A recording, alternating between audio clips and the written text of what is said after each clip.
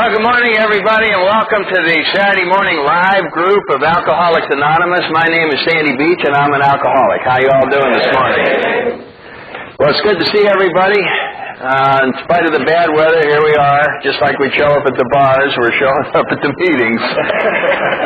And we would like to extend a very special welcome to anybody who is at this meeting for the first time. If you haven't been here before, why we certainly hope you get something out of it and hope you enjoy it.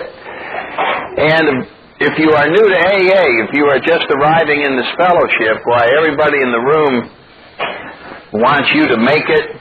They give you their best wishes. They've all been in exactly the same spot you're in if you're just arriving in AA. Probably have a lot of fears and not sure you want to be here. Wasn't your idea. What the hell are all these people so happy about? And you don't like the prospects of not drinking. And you just are sure that there's been a big mistake, and you're hoping that somebody will come up with an alternate plan to get the hell out of here. And if that's sort of the feelings that you have, why everybody had those, and we just urge you to stick around, ignore your better judgment, and stick around here, because there's a lot of wonderful things that are in store for you if you will follow this path, and there's a lot of awful things that are in store for you if you go back to the drinking path. So please stick around, give yourself some more time, and just sit back, and you are in charge of judging whether this works better than your old plan. And we're convinced if you will just give it a try, you're going to have a wonderful year. It's customary to start our meetings with our preamble. Alcoholics Anonymous is a fellowship of men and women who share their experience, strength, and hope with each other, that they may solve their common problem and help others to recover from alcoholism. The only requirement for membership is the desire to stop drinking. There are no dues or fees for AA membership. We're self-supporting for our own contributions. AA is not allied with any sect, denomination, politics, organization, or institution. Does not wish to engage in any controversy. Neither endorses nor opposes any causes. Our primary purpose is to stay sober and help other alcoholics to achieve sobriety. So what we're talking about today in the fourth step is we have two steps on inventory. So inventory ends up being a very important spiritual principle. Made a searching and fearless moral inventory of ourselves. So what are we inventorying for? And what is the purpose of an inventory? Well, the purpose of all of our steps comes from the first step, where it said we're powerless over alcohol. In order to understand the rest of the program, we always go back to powerless. That is the heart of the problem, and it's the doorway in to a spiritual way of life, is powerlessness. And alcoholics get a real extra benefit because powerlessness is portrayed for us in spades. We get to see what it's really like to be powerless when you're powerless over alcohol. And that is what is necessary in order for anything else to work, is to totally accept and admit to yourself that you're powerless. Not almost powerless. Not almost powerless, but powerless. See, a lot of people come in and they go, well, I have a problem with alcohol.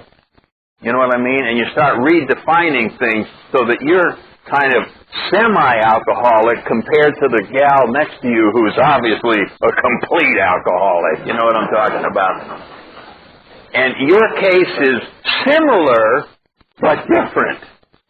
And it's that difference that'll kill you. Trying to hold out some claim to unique alcoholic ground is a sure way to not succeed. And each one of us feels that we have a tremendously unique background. Maybe you came from a normal home, and it's driving you crazy because no one else did. There appears to be no one from a normal family in the entire planet. They're all in some program because of a unique problem. Rich Parents Anonymous or something like that. And in any event, this sense of being different is what has to be hammered down, and powerlessness is what helps us do that. We finally ran into something that with all of our resources, we're unable to do anything about, and that's staying sober. That's being powerless over alcohol. And when we say we're powerless over alcohol, we're talking about being powerless when we're sober. It's not the fact that when you drink, bad things happen. That's only a small part of the problem. Because if that's all it was, all you'd have to do is stop drinking and everything would be fine. But we all know, as alcoholics, when we stop drinking is when things get bad. You know what happens when you stop drinking? You're sober all the time. All the time. In the morning, in the afternoon, at night. And you're going to be sober tomorrow, and you're going to be sober the next day. And suddenly it becomes too much. And you go, what's the matter? I'm sober all the time. I'm just, And you go into the bar and you ask the bartender, have you got anything back there for sobriety? I mean, if a guy's sober that could fix it? Or you want to become unsober? You're damn right I want to become unsober. I need help. And so we get alcohol in our system to take care of some problem. So you can see that the alcohol, it may cause problems, but its primary function is to solve a problem. That's the primary function for this alcoholic. I couldn't stand being sober. Life was too much for me. I needed help getting through life.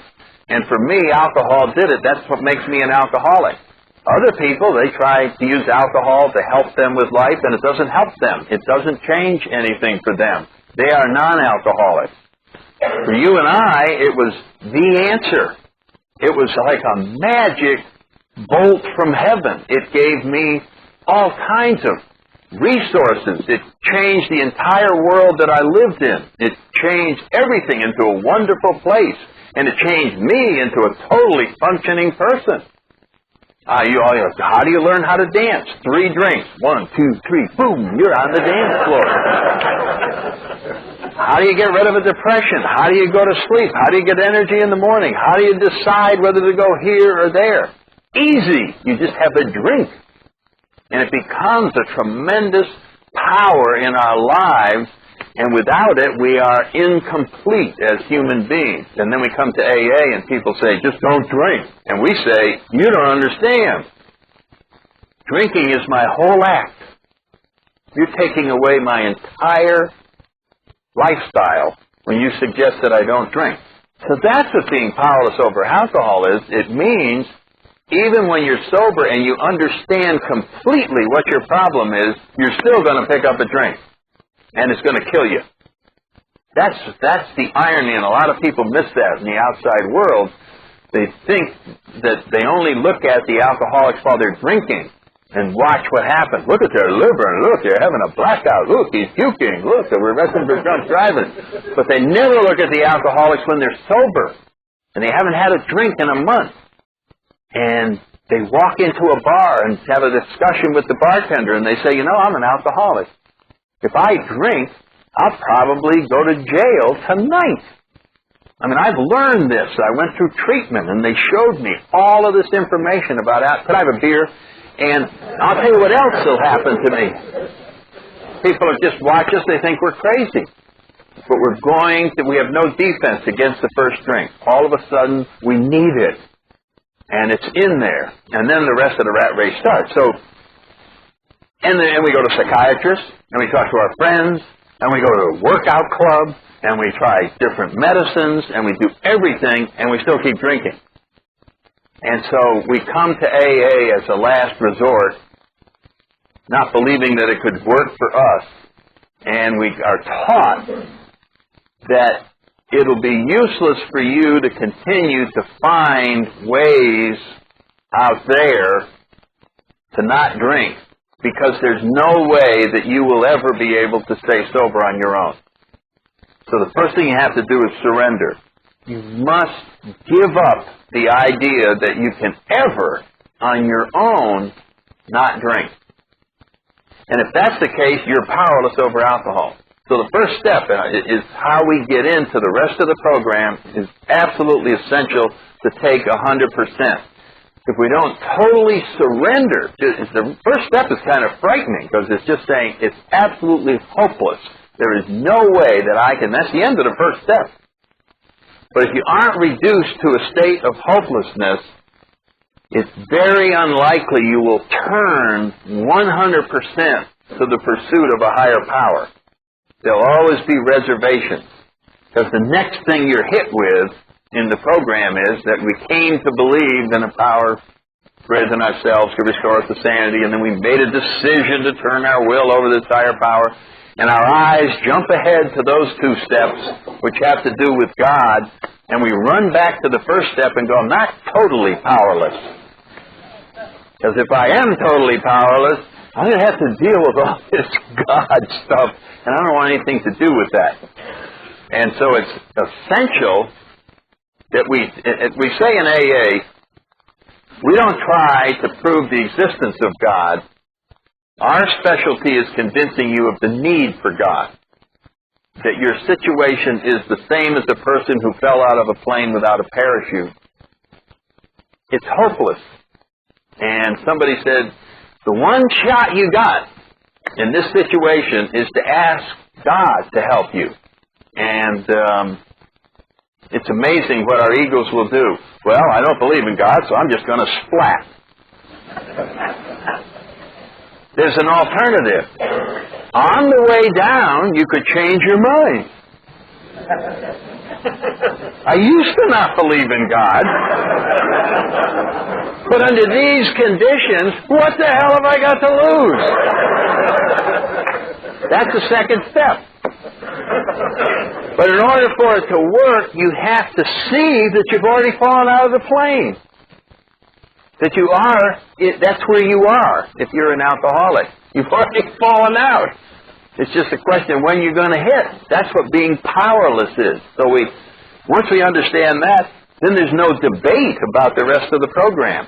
The program is easy. It's the fact that you're going to debate every damn one of these with your sponsor. Well, I don't need to take a searching and fearless moral inventory. I don't need to make amends. Go back and see those people. That's the hard part of the program. Doing this stuff is relatively easy. It's overcoming your reluctance to do any of these things because you want to stay in charge. And you're in charge of your life, and I figure my life, you don't want to follow another plan. I don't. Nobody does. That's what our ego wants to take back over. And the things that save us, this is why the first step is so important. We just keep reminding each other,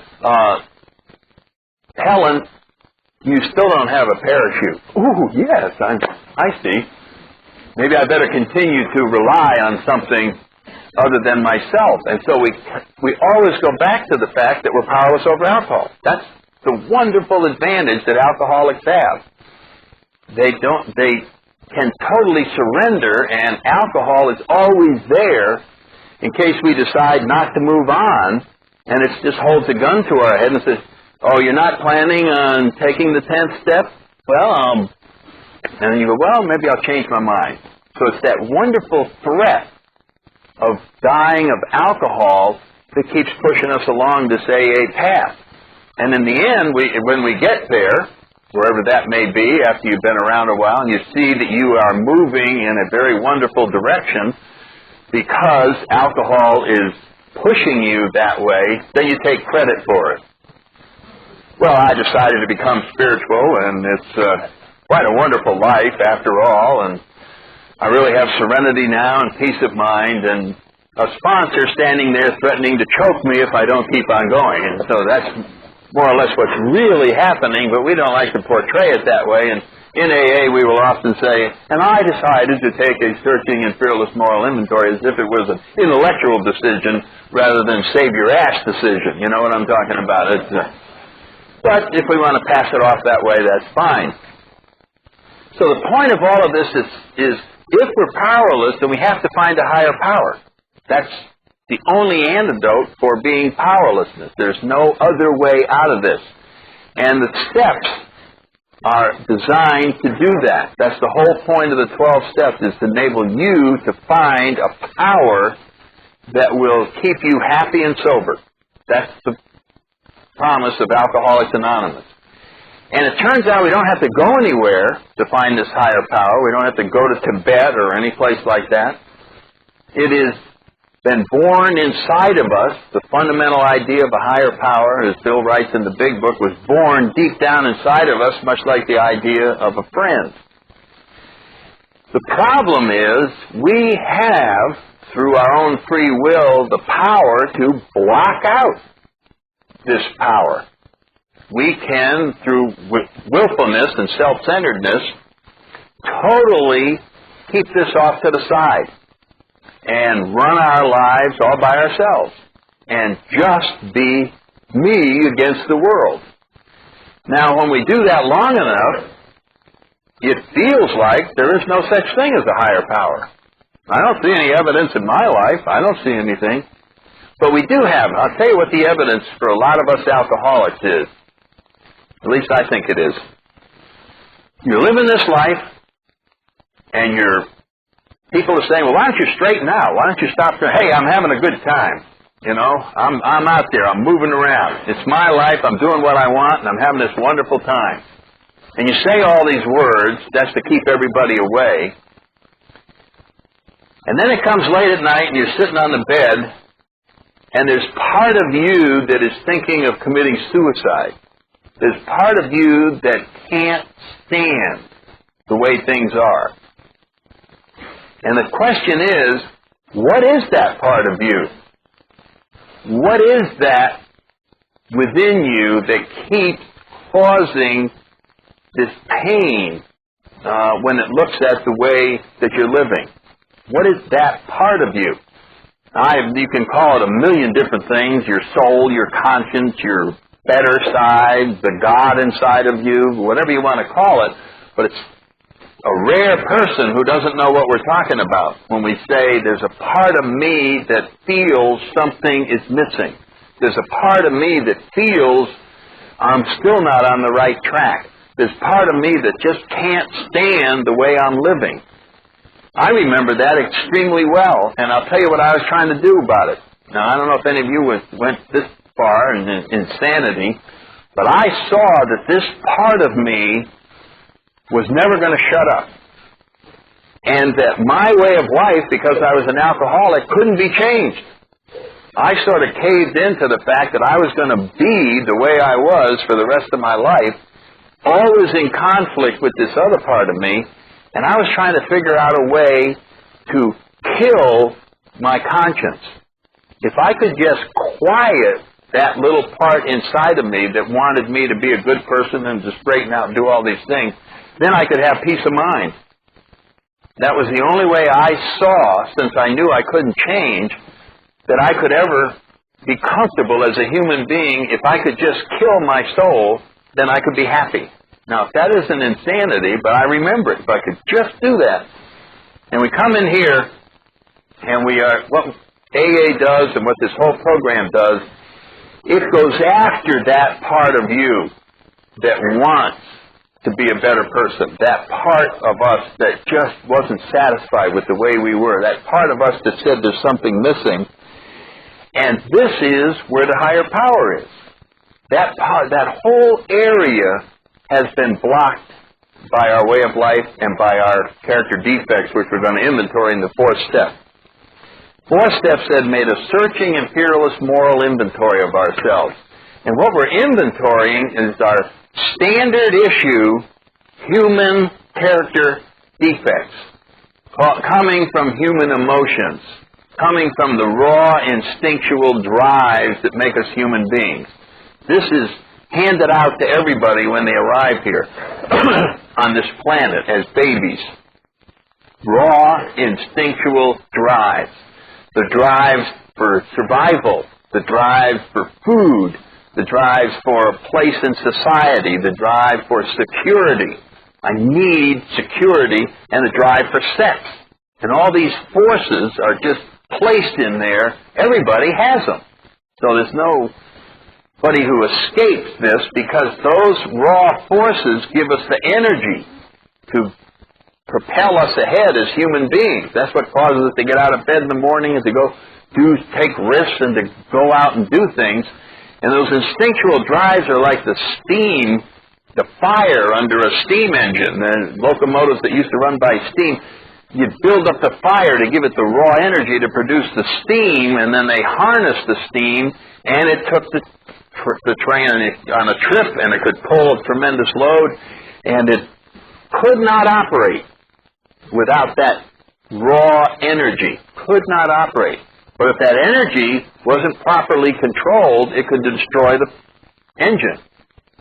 And they had a gauge on there. Now watch it. You can't let the pressure build up this much, and if you just disregarded that and allowed the raw energy of the fire to heat the steam up too much, it just exploded. So the very energy that was necessary to run the train could also destroy it. And the same thing with us human beings. The raw energy of our human instinctual drives, which are absolutely essential to propel us through life, if not controlled, can destroy us. And certainly they were destroying us as alcoholics.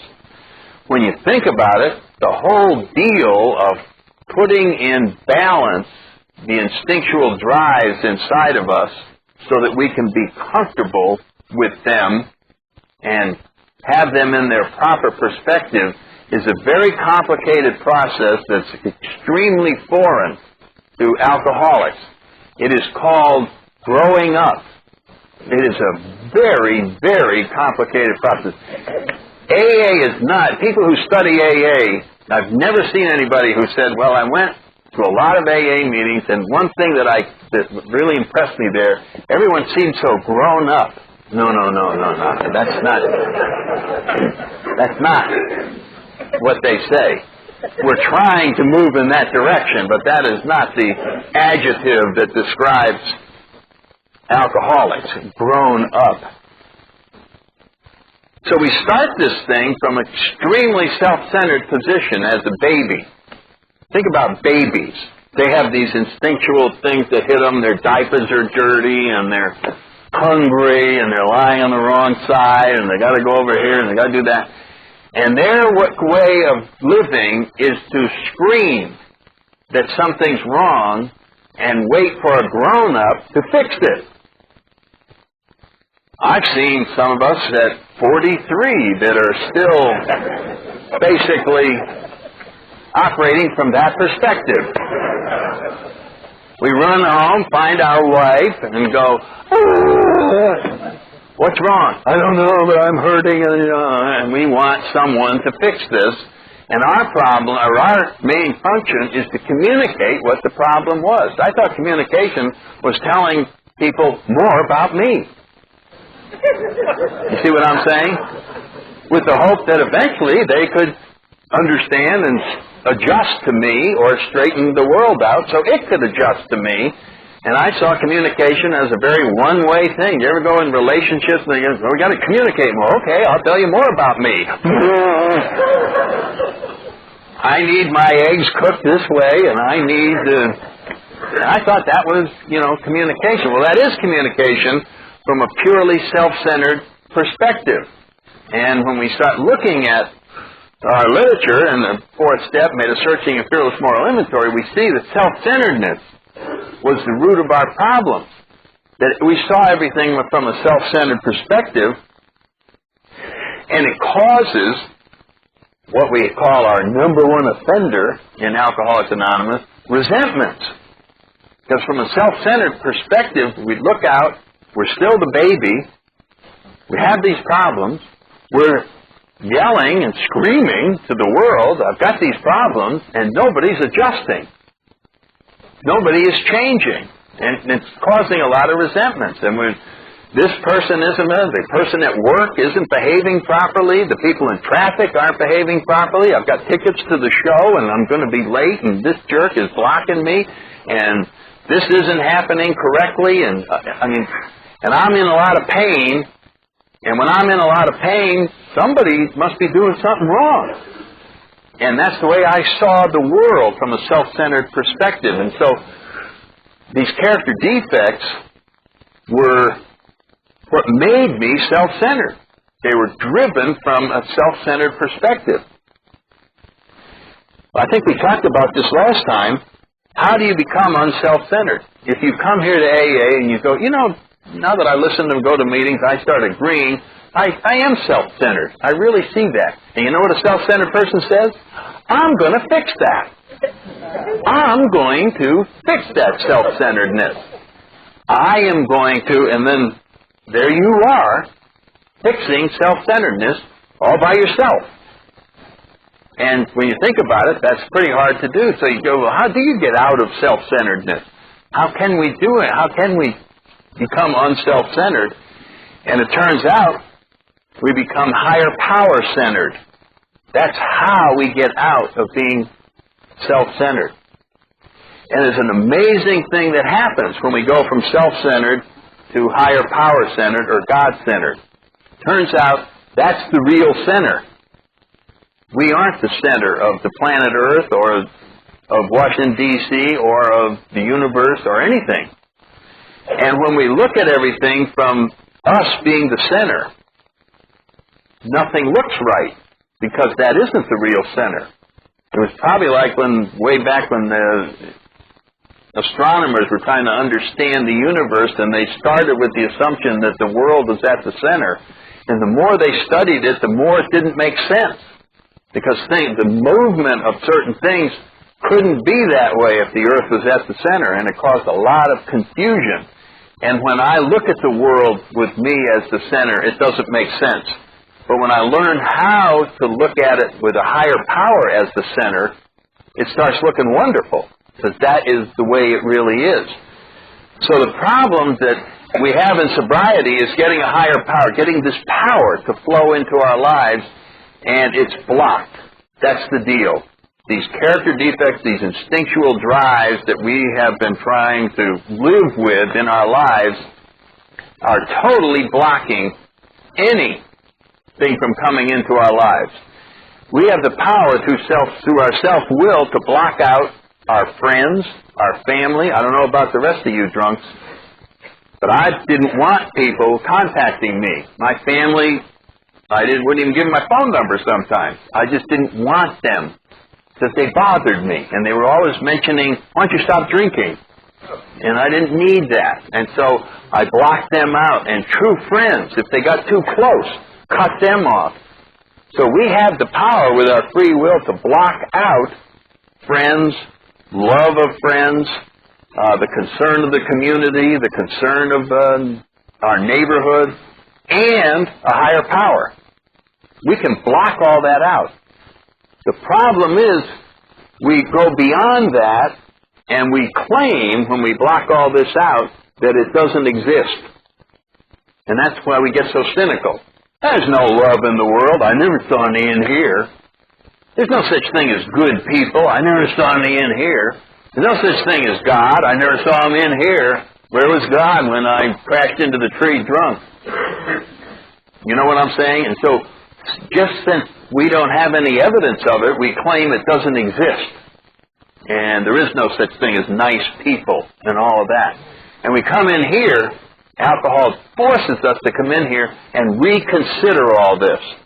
And let's inventory our lives and see if, in fact, our real problem is self-centeredness, fear, resentments. We are totally choked up. I love that word. Our emotions it just chokes off any supply. If you get choked hard enough, you can choke off your oxygen supply. And when we choke off the supply of love, the supply of friends, the supply of a higher power, we start dying. I mean, that's what the worst part of alcoholism is to choke off the spiritual lifeline that all human beings need. So inventory is, when we say a moral inventory, people get uptight about it. They go, well, what did I do wrong? And this makes me a bad person. And we end up with two types of people who are trying to come up to this inventory. Made a list of all these character defects, whatever things we want to list them as pride, greed, envy. We can use the big book, I'm resentful at, I'm fearful at. And we look at various things that are choking us up or blocking us. And we don't have to make it that I'm a bad person. I am simply being blocked out from a lot of good things that are waiting to come into my life. And if I don't remove these blockages, I'm a stupid person. But I'm not neither bad nor good. It's just, why would I leave these stay here? But I remember just feeling that I couldn't take an inventory. There's two types of people that generally arrive here. You're either driven by pride, is much more powerful, or guilt is much more powerful. And the guilt person says, inventory, me, no way. I've never inventoried, and I'll tell you why. I'm not going to go in there and take a look. It's going to be so horrible, it'll get me drunk. I am so uniquely bad. This is that guilt thing. I caused the hurricane in Los Angeles last week by not living right. I am responsible. I mean, this is what the self-centered guilt will just get, and we're absolutely terrified to see what might really be there. On the flip side of that is the arrogance and pride. We come in here and we just go, inventory, what could be wrong with me? Why inventory now? I've stopped drinking. All of my problems were caused by drinking. Now that I'm not drinking, I'm wonderful again. And then we call the family in and say, tell us about Mr. Wonderful. That son of a bitch is worse now than he was when he was drinking. We're secretly praying he goes back to drinking.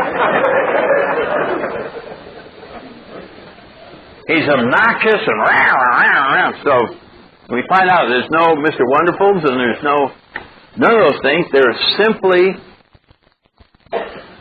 people, and that's where we are.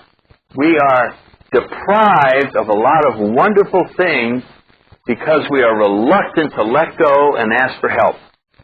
Our egos insist that we can figure this out.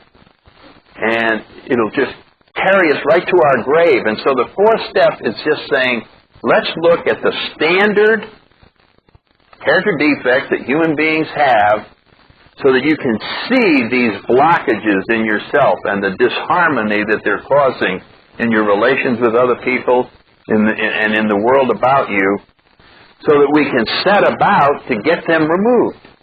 And the main reason for getting them removed is so this higher power can flow in. It doesn't that when they're removed, we don't suddenly become a better person, but we have this wonderful force that comes in and changes our perspective on the world. It has the spiritual solution is very similar to the alcohol solution. Nothing really changes out there except when you look around, everything looks wonderful. The power to see things as they really are. And so in our fourth step, when it says make a searching and fearless moral inventory, this is a very emotion-disturbing activity because Bill has a line in the 12 and 12 where it says, instincts balk at investigation. They don't really want to be inventoried. You're going to find tremendous resistance as you sit down and say, well, I think I really will look at what's wrong, what's blocking in me. And our intellect just goes, don't do that. Go back and look at what's wrong with the world. That's smart. And then you almost get comfortable with that because that's what we specialize in. Don't take your inventory. Take his inventory. That sort of feeling. Because we don't want the spotlight on us. Because we've maintained this illusion to ourselves that basically I'm a pretty good person and I'm a victim and a lot of things have happened to me. And we just maintain that. And this thing it's actually a very simple process. All we have to do is go, I am going to go ahead with this. I'm going to get a pencil and a piece of paper. I'm going to follow the suggestion in the big book where if you look in the big book under chapter 4, it has it says, list all the things you resent, all the people, principles, and institutions that you resent, and just list them down there. So that we start acknowledging these forces. More people come in here and claim they're not angry. A lot of alcoholics in their class, we almost deny the rage that we have inside of us. We deny, I'm not resentful. If you don't stop bugging me, and to acknowledge this is a very hard thing. But once we start getting free from it. It's a wonderful process, this inventory. And so all it's required is a decision to do it. There's no great deal. It's not a very complicated thing. If you get your 12 and 12 and your big book, you just sit down, and you're going to be listing the same thing the person across the street's listing. That's the funny thing. There aren't unique character defects. We just have to see them in ourselves. That's all we have to do in the fourth step. Finally see, this is what the deal is. It's not that China won't trade with us that's causing me my problems. My problem is a resentment. We finally start bringing the true reality of the situation and what's blocking us from some wonderful things. The last thing I'll make, because I notice it's 5 after, is this is done by ourselves. And when we get to the end of this, we've done the best thing we can. We took a searching and fearless moral inventory of ourselves. Worked real hard on it. We have this piece of paper with all this information that we put down, best of our ability. And at the top of the list, on many of us, is character defect of rationalization. Rationalization. We tend to come up with all kinds of explanations and fool ourselves and do all that. Well, if rationalization is at the top of your list, how do you know the list is worth anything? How do you know it has any value whatsoever? And that's where the fifth step comes in, which we'll be talking about next week, where we take this and share it with another human being. And this is what really puts the fourth step in. So if you do a fourth step and you really don't feel that you made much progress in terms of change as far as the human being is concerned, there's not supposed to be many results there. The results come in the fifth step. And that's the one we're going to talk about next week. We're at the end of the time. We have a great way to wrap this meeting up with the Lord's Prayer. Hi. How you doing this morning? Who art in heaven, hallowed be thy name. Thy kingdom come. Thy will be done on earth as it is in heaven. Give us this day our daily bread, and forgive us our trespasses, as we forgive those who trespass against us. And lead us not into temptation, but deliver us from evil.